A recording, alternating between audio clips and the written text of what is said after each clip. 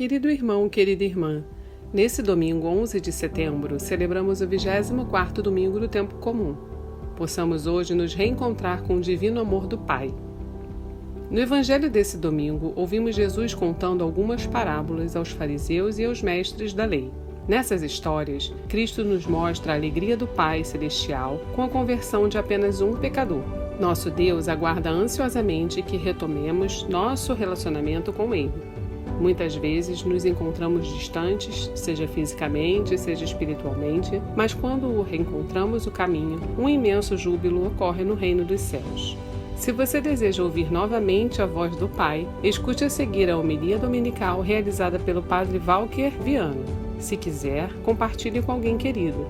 Você pode estar guiando um irmão perdido de volta ao abraço paterno. Deus abençoe muito você e sua família, e um abraço dos seus irmãos da paróquia Nossa Senhora de Fátima, Rainha de todos os santos. O Senhor esteja convosco. Ele está no meio de nós. Proclamação do Evangelho de Jesus Cristo segundo Lucas. Glória a vós, Senhor. Naquele tempo, os publicanos e pecadores aproximavam-se de Jesus para o escutar. Os fariseus, porém, e os mestres da lei criticavam Jesus. Este homem acolhe os pecadores e faz refeição com eles. Então Jesus contou-lhes esta parábola. Se um de vós tem 100 ovelhas e perde uma, não deixa as 99 no deserto e vai atrás daquela que se perdeu até encontrá-la? Quando a encontra, coloca-a nos ombros com alegria e, chegando em casa, reúne os amigos e vizinhos e diz: alegrai-vos comigo, encontrei a minha ovelha que estava perdida. Eu vos digo, assim haverá no céu mais alegria por um só pecador que se converte, do que por 99 justos que não precisam de conversão. E se uma mulher tem 10 moedas de prata e perde uma, não acende uma lâmpada, varre a casa e a procura cuidadosamente até encontrá-la? Quando a encontra, reúne as amigas e vizinhas e diz: alegrai-vos comigo, encontrei a moeda que tinha perdido. Por isso eu vos digo, haverá alegria entre os anjos de Deus por um só pecador que se converte. E Jesus continuou. Um homem tinha 2 filhos. O filho mais novo disse ao pai: Pai, dá-me a parte da herança que me cabe. E o pai dividiu os bens entre eles. Poucos dias depois, o filho mais novo juntou o que era seu e partiu para um lugar distante, e ali esbanjou tudo numa vida desenfreada. Quando tinha gasto tudo o que possuía, houve uma grande fome naquela região, e ele começou a passar necessidade. Então foi pedir trabalho a um homem do lugar, que o mandou para o seu campo cuidar dos porcos. O rapaz queria matar a fome com a comida que os porcos comiam, mas nem isto lhe davam.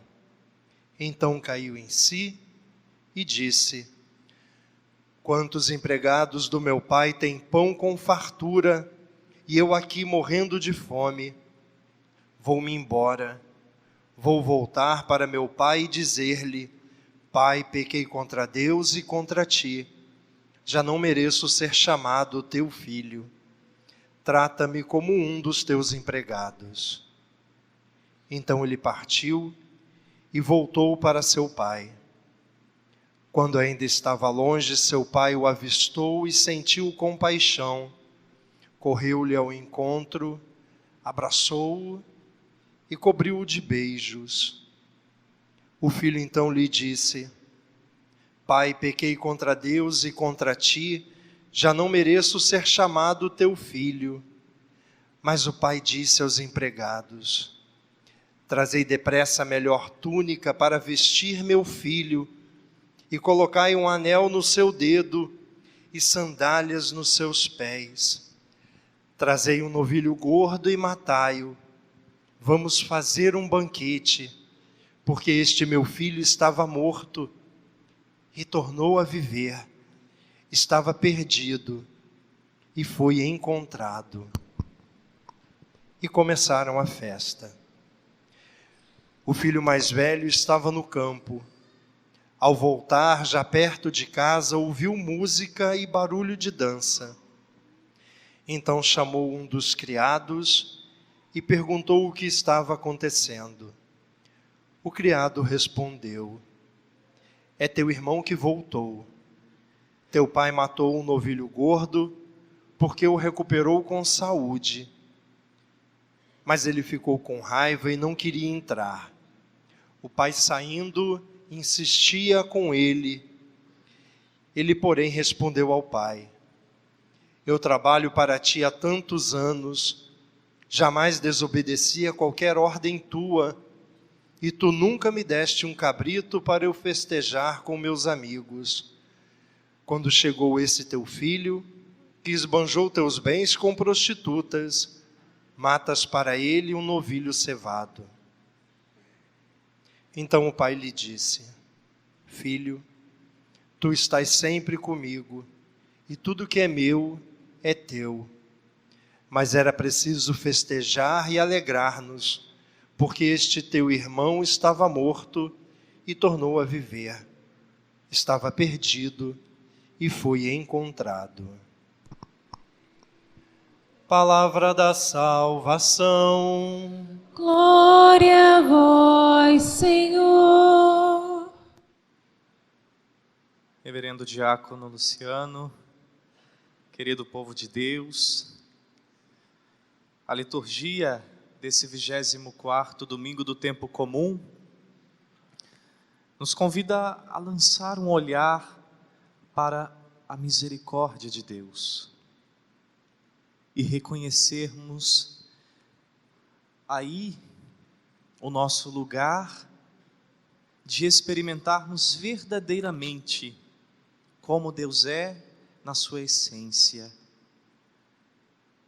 Deus não muda e Ele age sempre assim para com cada um de nós.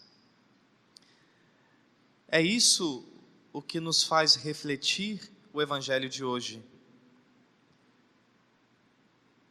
E tudo começa por causa de uma situação muito simples. Os publicanos e os pecadores aproximavam-se de Jesus para o escutar.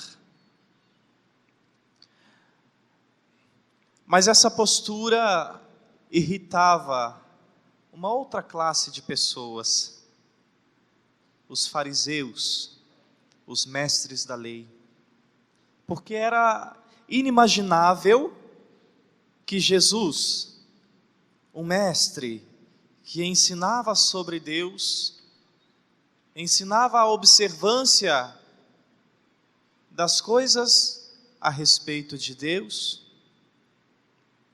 era inimaginável que ele permitisse que tais pessoas se aproximassem dele. Que absurdo!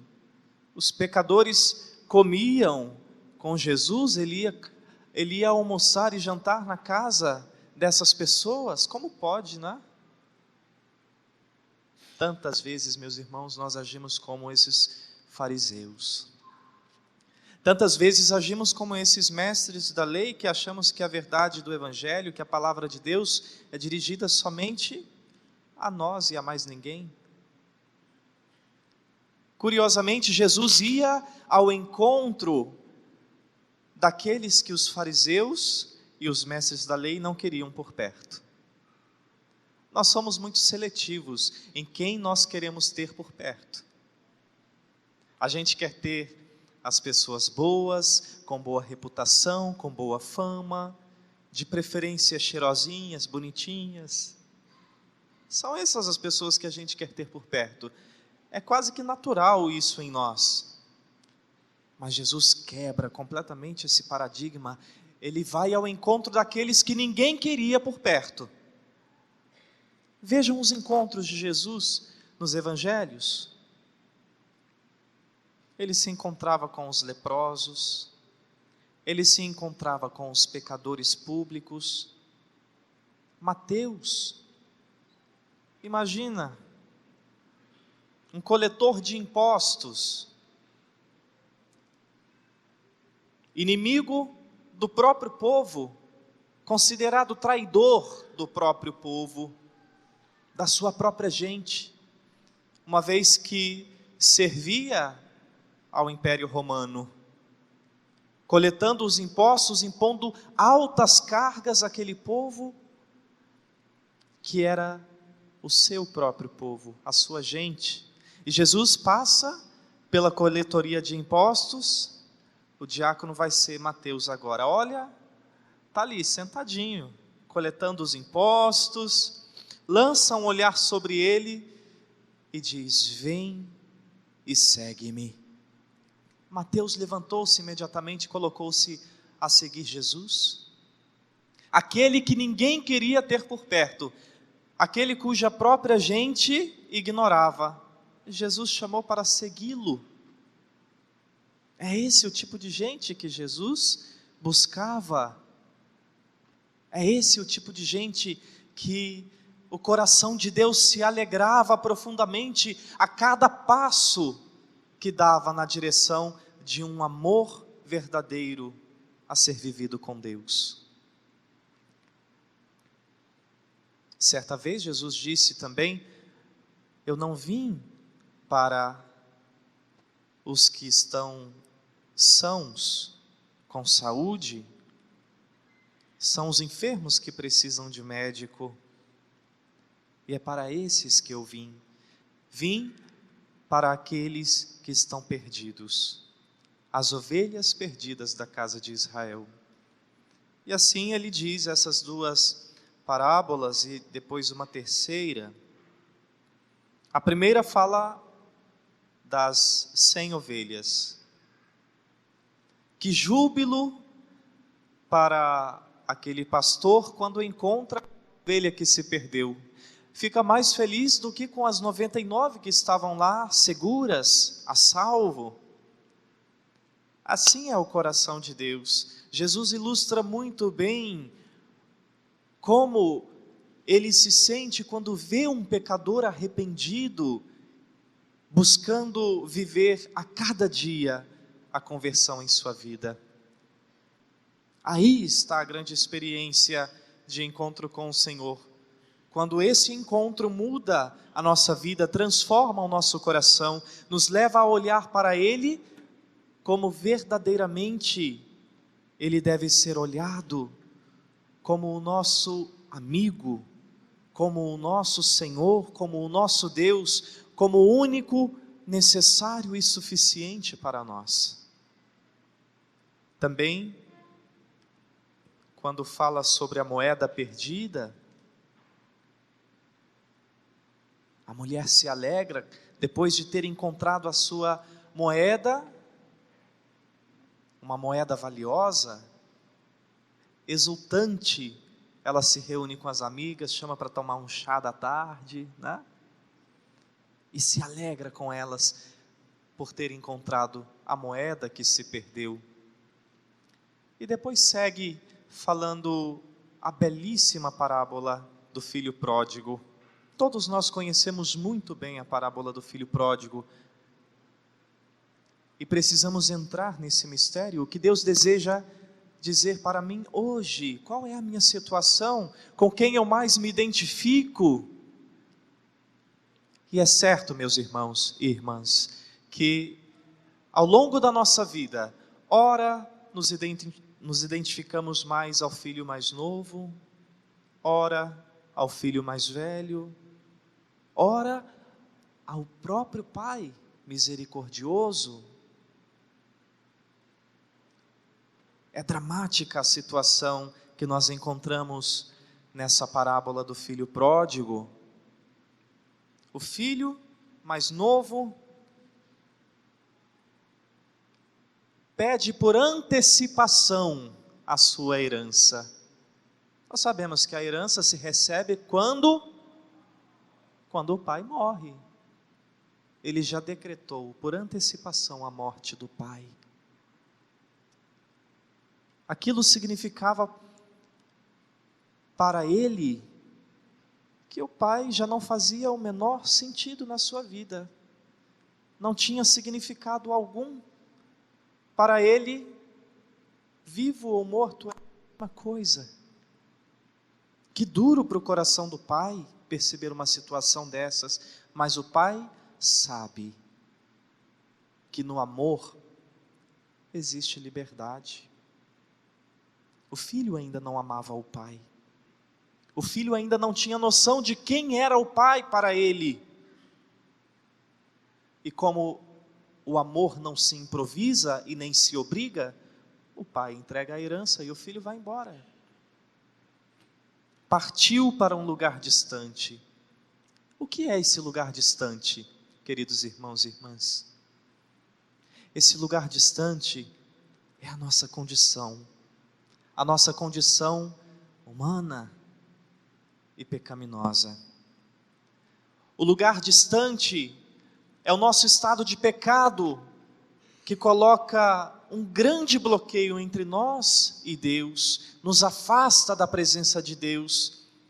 Embora Deus esteja ali, sempre presente, aguardando um momento crucial da nossa vida, em que nós vamos retornar a Ele. E o filho vive na ilusão de que está sendo feliz. No fundo, as grandes buscas do nosso coração são para encontrar felicidade, para sermos felizes. Ninguém faz uma coisa sabendo que aquilo vai te deixar triste. Ninguém faz uma coisa esperando daquilo o pior. Vai em busca do prazer, da alegria, da felicidade, da realização. E assim somos nós tantas e tantas vezes, queremos nos realizar, queremos ser felizes. E é nessa busca desenfreada de ser feliz da forma errada, equivocada, que nós vamos nos distanciando pouco a pouco de Deus. Pensamos que o Pai, Deus, nosso Senhor, é aquele controlador, é aquele que, se eu não faço isso, Ele não me dá aquilo. É aquele que nós pensamos muitas vezes que só vai realizar na minha vida aquilo que eu quero, mas o Pai é prudente, Ele sabe aquilo que é melhor para nós, e nem sempre aquilo que nós queremos é o que é melhor. E o filho se perde distante, longe, na ausência. E experimentar a ausência da presença do Pai o faz querer experimentar as coisas deste mundo e tentar preencher o grande vazio que ele tinha dentro do seu coração. Essa é a experiência da nossa condição humana de pecado. A ausência de Deus nos leva a querer experimentar de tudo para ver se preenchemos o nosso coração, mas eu digo uma coisa, o seu coração e o meu coração tem um desejo de infinito, de eternidade, e não são as coisas desse mundo que vão preencher o nosso coração, não são os prazeres, não são as coisas materiais, tudo isso passa, só Deus permanece, e é nele que nós encontramos essa realização, é nele que nós encontramos esse preenchimento do nosso coração. É só nele que a nossa vida faz sentido. O filho experimentou a dureza de viver longe do pai, o filho mais novo.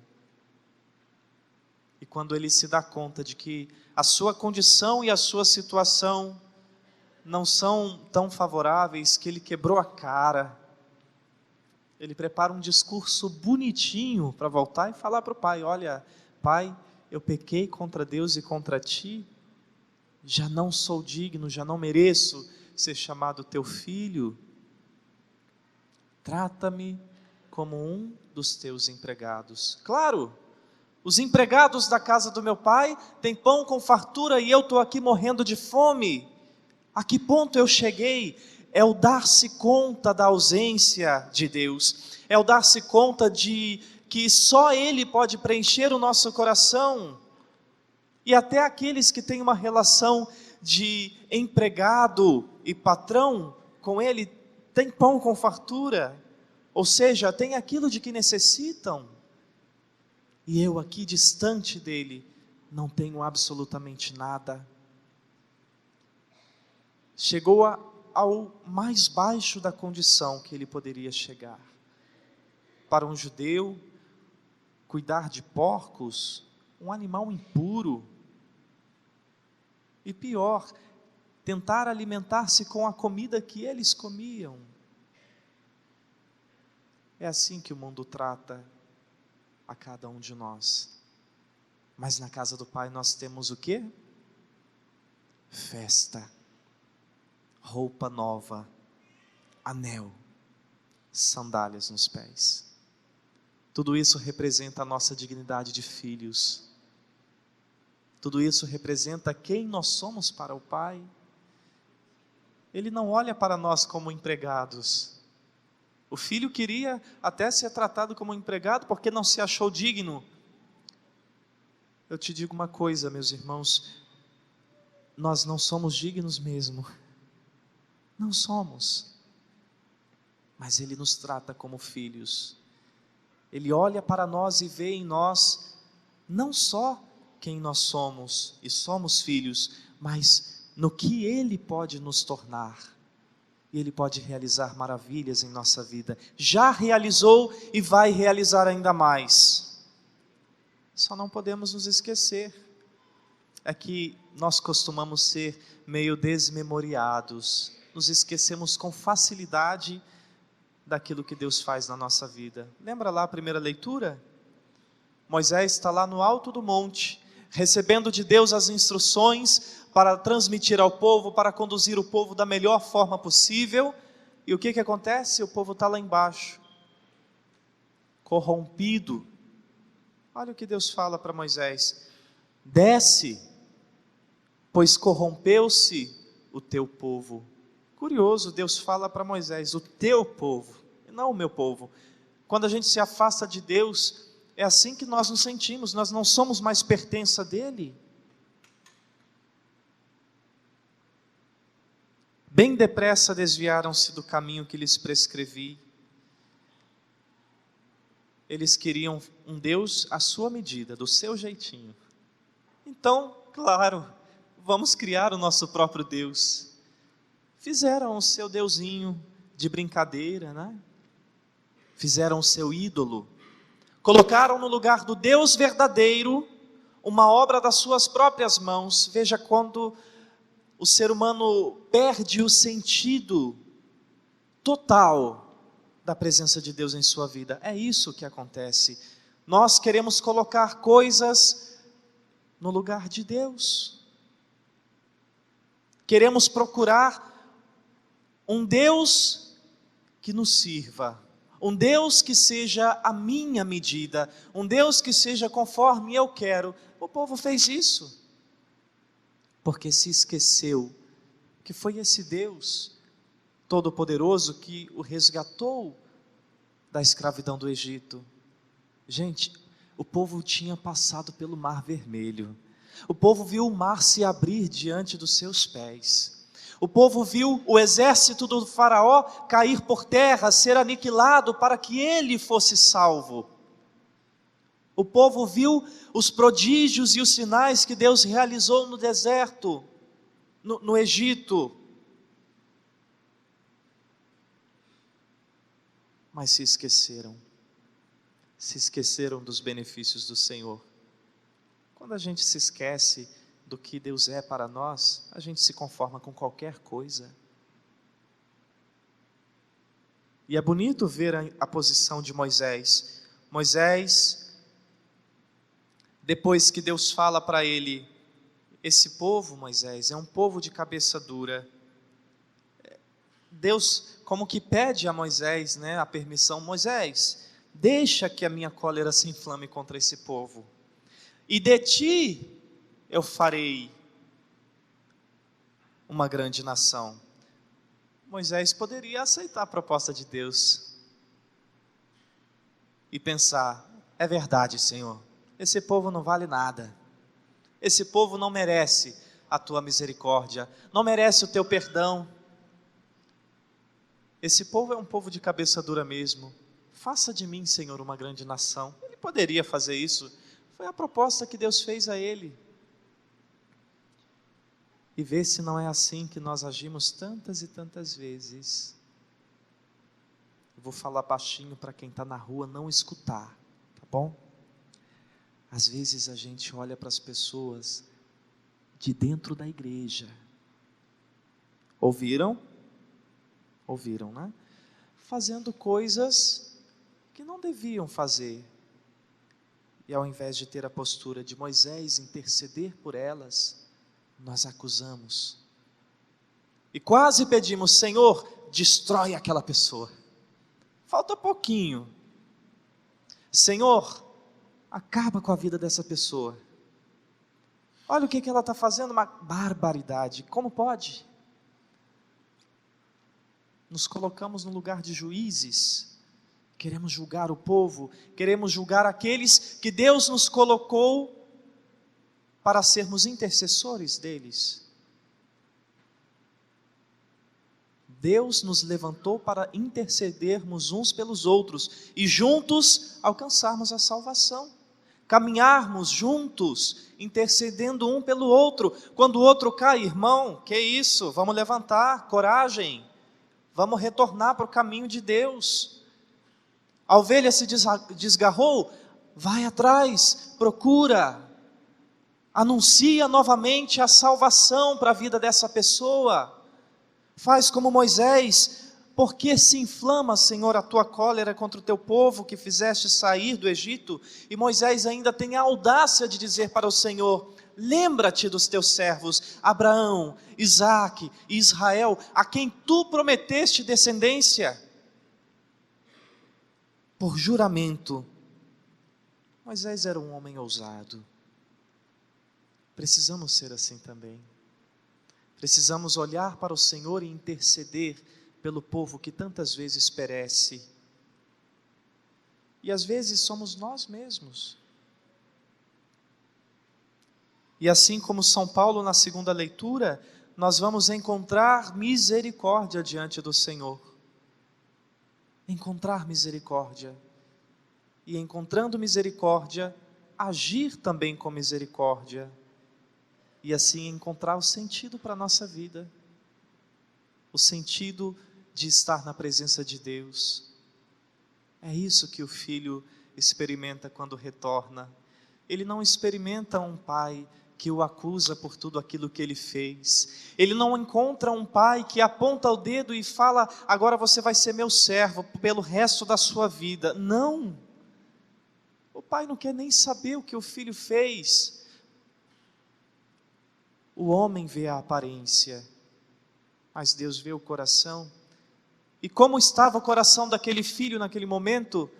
Arrependido, contrito, humilhado na presença do pai. O pai o acolhe com um abraço. Naquele abraço, caiu no esquecimento tudo o que o filho fez. O pai restitui-lhe a dignidade de filho. E começa a festa. Queridos irmãos, essa festa, que festa?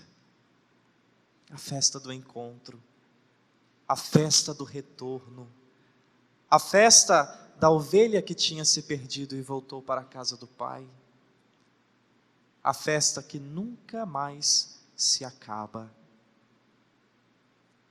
Mas ainda não acabou. Tem o filho mais velho. Ah, esse rapaz, olha, não sei não. Ele se irrita pelo irmão que chegou e recebeu uma festa. Orgulhoso. estava com o pai todos os dias, fazia tudo o que o pai pedia para ele fazer. Mas tem uma coisa, ele não era filho. Ele tratava o pai como um empregado, como se ele fosse o empregado e o pai o seu patrão. Trabalhei para ti há tantos anos, jamais desobedeci a qualquer ordem tua, e tu nunca me deste um cabrito para festejar com meus amigos. Ele servia ao pai como moeda de troca, orgulhoso, coração ferido, não tinha um coração de filho. Queridos irmãos e irmãs, o grande empreendimento da nossa vida é buscar em Deus termos um coração de filhos, é olharmos para Ele como nosso Pai e reconhecer: Senhor, eu sou teu filho, eu sou teu amigo, e assim quero viver. Eu sou teu filho, eu sou teu amigo, e assim quero permanecer todos os dias da minha vida, porque não fui eu que me dei a mim mesmo esse título, foi o Senhor. Não vos chamo servos, vos chamo amigos. O servo não sabe o que faz o seu senhor, mas o amigo sim conhece a intimidade daquele que o fala, daquele que o chama. Que o Senhor nos ajude a reconhecer o quanto somos necessitados do seu amor, da sua bondade, da sua misericórdia, e nesse descobrir-se na misericórdia de Deus, alcançados por ela, sejamos também capazes de acolher todas as ovelhas perdidas que chegam até nós, que chegam na nossa igreja, que vêm se reconciliar com o Pai, que olharmos para eles e não dizerem: olha aí, está vendo esse teu filho aí que... Não, meu irmão, minha irmã. O pai faz esse esforço com o filho. O filho diz: olha, esse teu filho aí que voltou depois de esbanjar todos os bens, e o pai fala: é o teu irmão que estava morto e agora voltou a viver, estava perdido e foi encontrado. Sendo o filho mais novo, ou o filho mais velho, ou até mesmo o pai, todos vivemos de misericórdia. Não há ninguém que escape. Que continuemos assim vivendo, queridos irmãos e irmãs, para que um dia cheguemos naquela festa, naquele banquete, na eternidade, o banquete que nunca acabará e que nos saciará de uma vez por todas. Cresceremos sempre e cada vez mais no amor a Deus e viveremos da sua glória. É para isso que nós fomos feitos, para viver da glória de Deus que Ele, sem nós merecermos, quis compartilhar com cada um de nós. Louvado seja nosso Senhor Jesus Cristo.